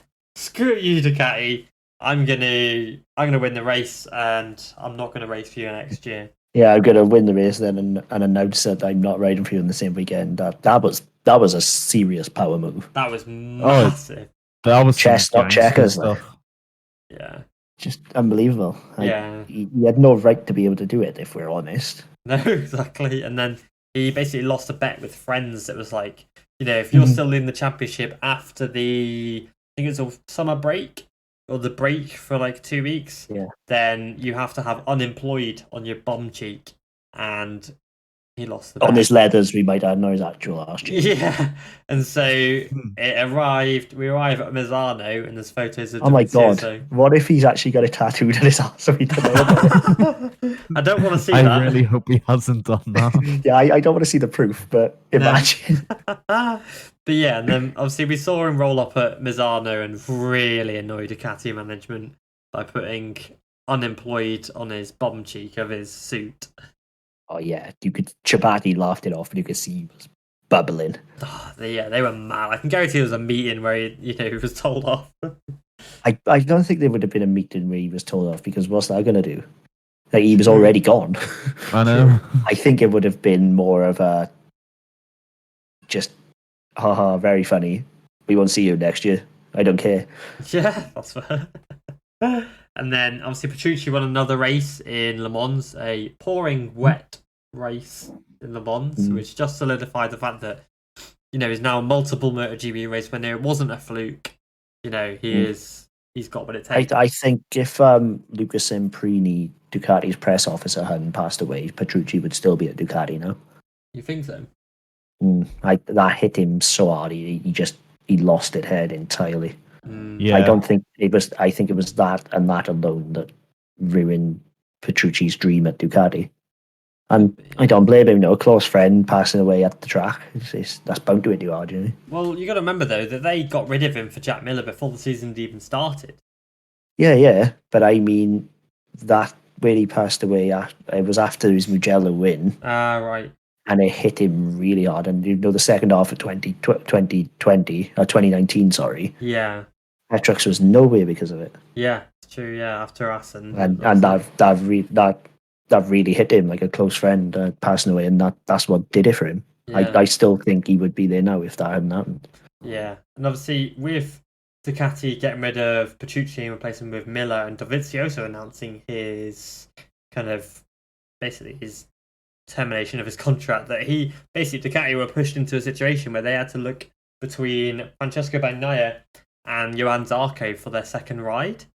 And Zarco being Zarco, he felt he deserved it. He felt it was his, etc., etc. And he also thought the Repsol Honda ride was his. Yeah, when Lorenzo retired, and he was like, "Oh, it gives me a great smile." It's like about that. Yeah, they definitely made the right call. Yeah, well, yeah, it's proven now, because in 2020 now we've got Pecco and Miller, and Miller's now won a race finally. And then we've got Pecco's leading the title. Yeah, and Pecco's leading the World Championship now with 3 podiums in 4 races, which is just fantastic. I still think Pecco's a bigger hope for winning the title than Miller. Hate on me. I think Pecco is the better rider of the two, honestly. Yeah, he's not. I think he has the head for it. That's what I think he's way more level-headed. Yeah, because Pecco's already obviously a Moto2 World Champion. And so he knows how to do it, and if there's any rider on that grid who rides for Ducati, who currently, obviously, Jorge Martin and Nea Bastianini are rookies, so we can't really count them for a championship fight, but the current roster, out of all the riders, I would say that Pecco Bagnaia is probably the best rider who could win the title, like, as an overall package. The thing is, you never know how it feels to win a title unless you've won a title. Yeah. You don't know what the pressure's going to do to you unless you've done it. Well, Fabio Quartararo's all that, Yeah, exactly. And Pecco's done it. Miller hasn't. Like, Miller was always the chaser. Yeah. In his Moto3 season. Yeah, exactly. Yeah. Yeah. He never actually led. Like, we see what pressure does to certain riders. Look at Danny Kent. Yeah, he fell apart like a cheap Rolex. And he got lucky. I would say Danny Kent got lucky. Yeah, he 100% did. If Vasquez or Vinales, Isaac Vinales, one of them took Oliveira out, and without that happening, Oliveira would have beaten him. Well, Oliveira overcome 70 points. He's chopped his lead down from 70 points down to I think it was 5. And obviously Oliveira missed the Sachsenring due to an injury as well. Danny Kent because of that crash that I mentioned. Yeah, I wouldn't say Kent. Obviously, you can't be a champion by luck. You earn your championship, and Kent was the best rider overall over a season that year. But I wouldn't say that. I think Kent was the best rider for half a year. Yeah. And the first half of the year, he was night and day. Yeah, he was phenomenal that first half, 100%. And but I think he obviously had built enough of a gap that obviously he got the title. He could afford to fall apart. Yeah, but obviously And I think the point I'm making there is I think if Miller was in that position, he would do the same right now. Yeah, so it's interesting to see. But, and obviously we're coming up to Le Mans now with Ducati, and it's not really a Ducati track, but neither was Jerez. Yeah, but also, I think it is worth pointing out, who is the current, who was the last race winner at Le Mans? Can't remember. Ducati. Oh, were they? Oh, yeah, they were. Yes, they were. It was Petrox. Granted, it was wet. Yeah, of course. Yeah, and he's a wet specialist. But, so it could happen again. Might see Pecco on the top box. He deserves a win. Pecco will get a win this He year. should have had the win at Misano last year. Oh, yeah, I know. Don't even get me started. Yeah, that still wounds me to this day, that is. Yeah, that's tough, that was. Poor But- Pecco. Yeah, so now we move into the, what's it called? The Le Mans preview. Obviously, we won't go too long because this podcast has been going on for like hours now. But, so obviously, Moto3, we'll start with Moto3 as always. Obviously, Pedro Costa is now completely dominated and now sets a record now because no other rider has ever started a season this well as a rookie as a rookie into the World Championship. Because like riders have come in to a class and won races, but not as a complete pure rookie across all classes. Exactly, yeah. And so, can he continue this? Can he continue? Yeah, I've not put him in my predictions for ages, thinking, he's bound to fall apart at some point. Yeah. I give up. I'm putting him in. Okay. So if he doesn't get a podium now, we'll know it's me. Yeah. Oh yeah. It'll all be you. But I mean, I think he keeps rolling on. Absolutely, I don't see what's going to stop him. no, He said to Deck privately in one of our chats that it's like he's 30. Yeah. Yeah? He rides like a 30-year-old. He's got a old head on a young body. Yeah. I mean, he's still wearing braces, like. Yeah. He just come off his mum's boob and he's winning. It's crazy. Great. But yeah, he really is just impressing to us. He's setting a precedent now for every other rider in the class, especially the older riders. Now, if you're racing in the rookies, you're thinking, God, can I go and do that, please? Yeah, like, He's very quickly making himself the standard to reach in Moto3, and I think that's just so impressive for a 16-year-old. Yeah, exactly. And I think it's, he'll leave Le Mans, the championship leader. He'll leave Mugello, the race after, as a championship leader, no matter what happens, because he's got a 51-point lead. 51-point lead after 4 races.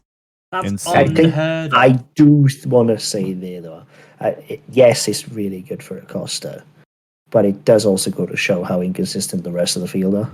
Oh, yeah, massively inconsistent. But that just is the nature of Moto3, isn't it? Because all the bikes are so Well, similar. not necessarily, because if you look at all the championship winners, there's always a consistent winner. It's very rare that someone scrapes a Moto3 title. Yeah. But, like, And that history's coming about now. Like, it is Acosta the consistent. Yeah, because you never really see these days in Moto3 a rider take consistent podiums across the year. I say that, like, podiums in every race, because obviously you've got to take consistent podiums to be the champion, but we don't see riders taking podiums in nearly every race, because it's Moto3 and you get skittled off, you get knocked off. Yeah, like you could come out of the first corner at first and end up 7th. Yeah, exactly. It's so unpredictable. So for him to be this high, this quick, and consistently high. Yeah. It's worrying. It's worrying for the rest of the field, and now it just shows that these riders are now going to have to step up their level. And speaking of consistency, I'm going to go back on an earlier point of Danny Holgado, because he is by far, if you look at his racing record, one of the most consistent riders I've ever seen. He is consistent top 5 finisher. He's obviously won 3 races this year in the CEV. Last year in the rookies, he was consistent top 5 finisher. Nearly every race. No, he finished every race in the top 5. That is what you need to do. At this point, like I'm not criticizing him. I think he's a bloody great rider. Yeah. And at this point, it would be consistent top 12s for his speed. Yeah. For me in the World Championship, that won't continue. He will get faster and faster because he already is.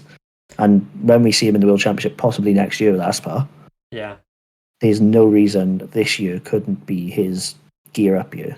Yeah, and the thing is, because he was consistent top 5. He was always just off the top 3 and 4 in the who went up this year. Yeah, I think what it is though is it's this new breed of Moto3 riders we're seeing coming through. Izan Guevara was on the podium pretty much every race last year. Holgado's now on the podium pretty much nearly every race. I think now the level is going to be so much higher, and we're going to see riders like Acosta do this more often because of the consistency that they've got drilled into them. Now you're bred to be a motorcycle rider rather than you're a good motorcycle rider and you're turned into one. You are now born one, almost. Yeah, especially from a young age, and so Yeah.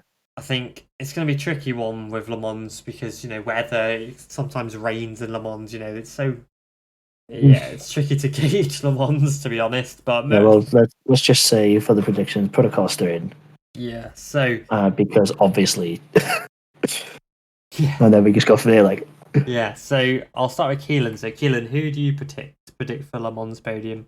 Obviously in any order. Oh, I have to go Pedro Costa again. He's not giving me any room to disagree with him. Yeah. So he fully justifies his place. Exactly. You took the words right out of my mouth there. Oh, thank you. So yeah, Pedro Costa's on there for me. And then who do I think will be the best of the rest, really, to make up the rest of the podium? I am going to go for Andrea Mino. Okay, yeah, strong one considering his obviously performances earlier this year. Yeah, and I'm gonna go for Foggia. Okay. Good. Nice. Okay. How about you, Jacob? So obviously Acosta. Yep. And if he doesn't get the podium, I'm sorry, Pedro. We apologize beforehand. Yeah. I'm gonna go John McPhee. Oh, what? Oh. What? Jacob, John are you feeling McPhee's all right? biggest critic. Are you feeling but okay? What is Le Mans closest to country-wise in terms of weather? England. Mm-hmm. But John likes the kitty litter, apparently. Yep. He does get podiums 3 times a year though, and I think Le Mans is going to be one of them. Okay. Really interested by that one, to be honest. Obviously, given your massive criticisms of him. Well, I think when he's on, he's on. And, Yeah. It's Le Mans. I see no reason, as long as he doesn't stick himself on the outside and get string to the kitty litter again. I see no reason he couldn't podium in. Okay. I would constantly put him in, but I got a feeling Le Mans might be one of them. Yeah. Okay. And my third is going to be probably Mino. Okay. Solid. He's always been excellent around Le Mans. Yeah, he has been solid, to be fair. Right. I'm going for a Red Bull KTM trio of Pedro Acosta, of course. Yeah. His teammate, Jaime Masia. Okay. And Dennis Onsi. Oof. You just want to go on Chew because of the way he's been ripping people on Twitter. Yeah. He has been getting triggered, man. Oh my word. He's been rightly so. Yeah, I'm sure, but I've seen it's some easy to forget he's 17 years old. Yeah, he has been saying some obscene things and messages. Flipping it. Yeah.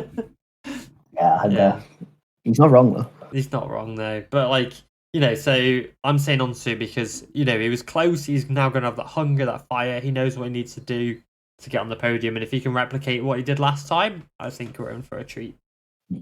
My wild card is going to be Dupasquier.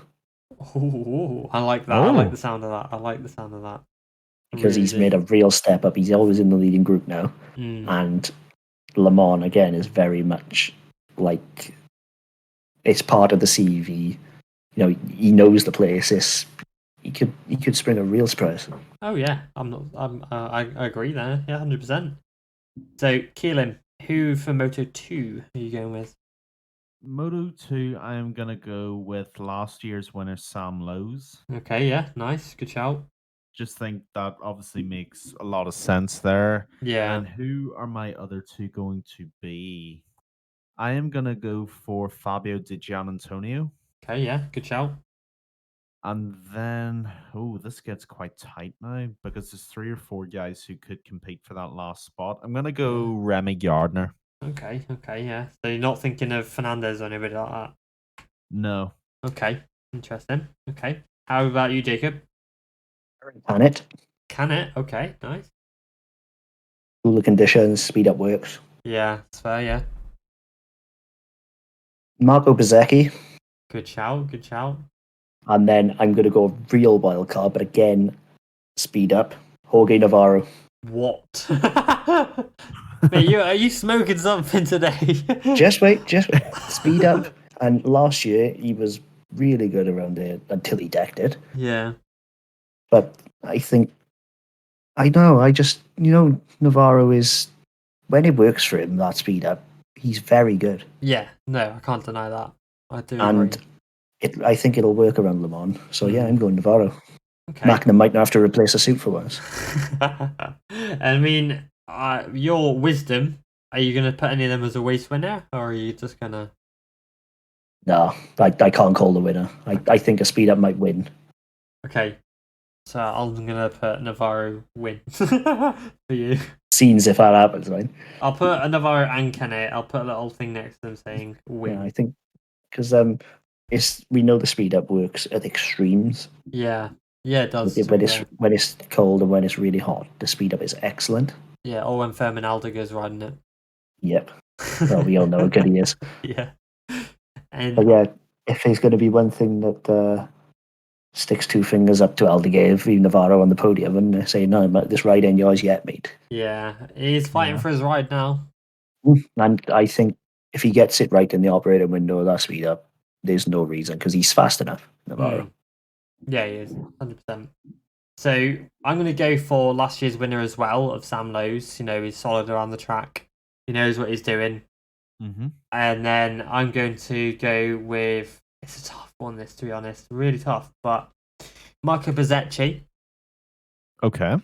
And I'm gonna throw in a little wild card now. Jake Dixon, you're gonna say it? Oh, screw you! Get out my head. I was just thinking because obviously he led it last year. Yes, Jake Dixon. Yes, thanks for that. But obviously he's come off a bit of a bell ringer. That's why I didn't include him. Yeah, it's all right. I'm actually, funny enough, looking at the podcast group chat we've got. And there's a gif in there of Mir's save last year. I don't know if you remember. He landed on his feet. That was one of the coolest save. Fastest 100 meters ever. Yeah. Right, now moving on to the Premier Class.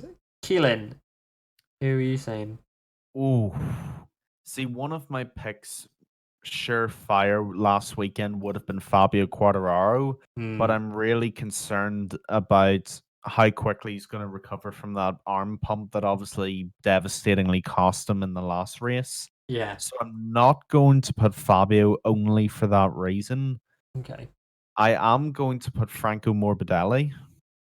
Morbidelli, okay, I like the sound of that. And then alongside Morbidelli, we are going for... Who are we going for? Pecco Bagnaia. Okay, yeah. There's too many solid riders, isn't there? It's tough. MotoGP is the toughest one to call now, I think. Like Moto3, you're sort of like, it's Moto3. Yeah. You sort of just don't put any effort in. But like if you effort in terms of thinking about it, because thinking in Moto3 puts you out. Yeah. But in MotoGP, everyone who you could justify has a reason. Yeah, you could pick any rider on that grid, and you could bar the odd obvious riders, and you could say that they'll get a podium. And I'm actually going to go, just to spice things up a bit, I'm going to go for a real wild card here. You better not say who I'm going to say. Yeah, you better not say what I'm going to say. It is going to be Mr. Elisha Spargaro. Oh! You ass! He's not who I've said, so I'm fine with that. Whatever. Whatever. I'm the resident Elish fan here. Leave me alone. So, Jacob, Espargaro, Elish. Yep. Yeah. He's going to crash now, thanks to you. Yeah. Taka Nakagami. Nakagami! I'd love to see him get on the podium. Really would love to see that. He is... Honda works. So, yeah, it does. I mean, Alex Marquez got in the box there last year, Honda works around Le Mans. Taka can do it. Or Taka will come 15th and be like, oh, okay. Yeah, or he'll stack it. But he's on the 2019 chassis now, which he really does like, so... He does gel with that, for sure. Yeah, I wanted to include Maverick Vinales, but the way his head's been lately, I just can't.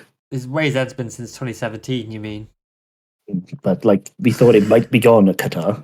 Yeah, we did. I even wrote an article about it now, like an idiot. At the time it was right, but now we're just thinking, oh, Mav, come on.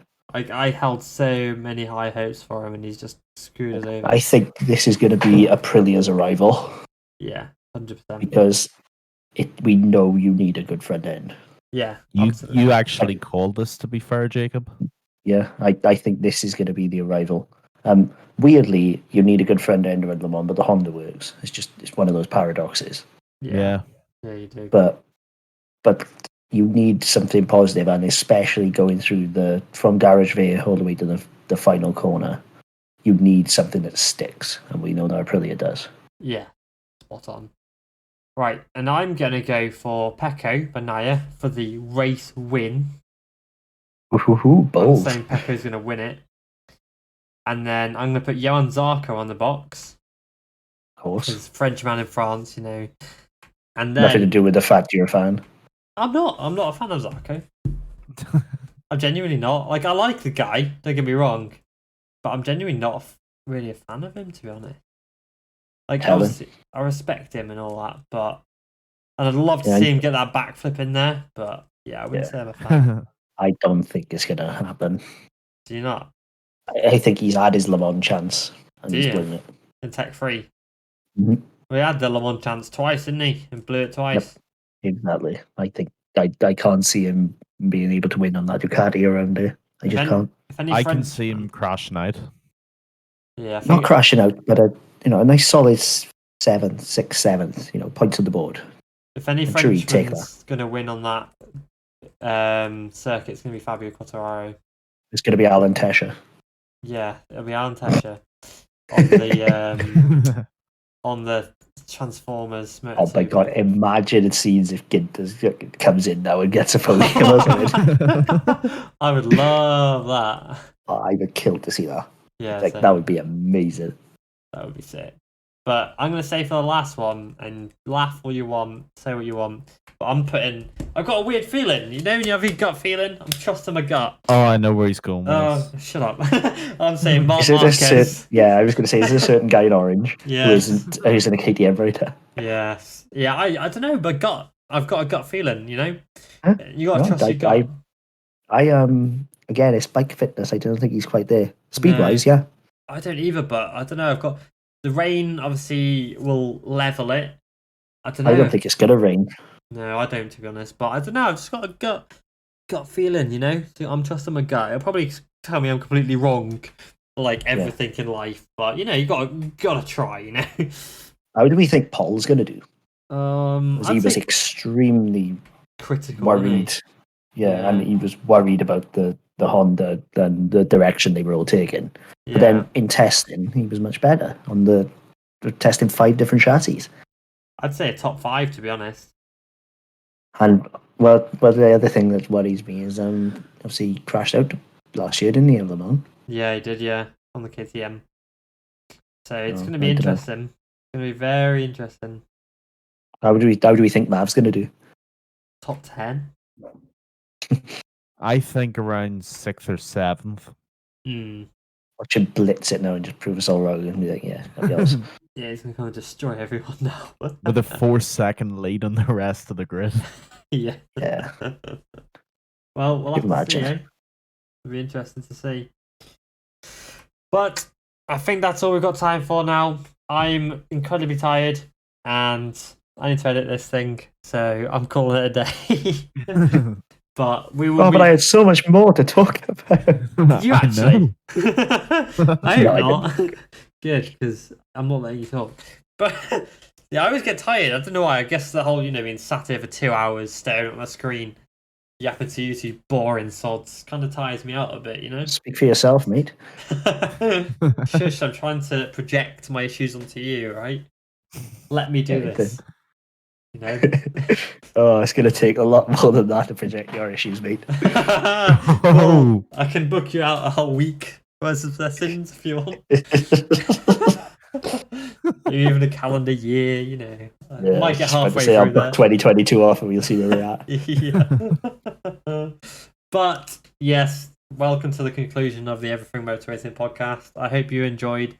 If you're listening on YouTube, make sure to give it a thumbs up and a subscribe.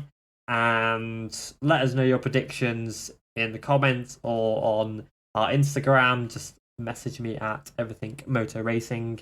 What you think on who you think will win across 3 championship races. I was going to say championships then for some reason. And yes, I hope you've enjoyed, and we will see you for episode 10 next weekend. Guys. Au revoir, everyone.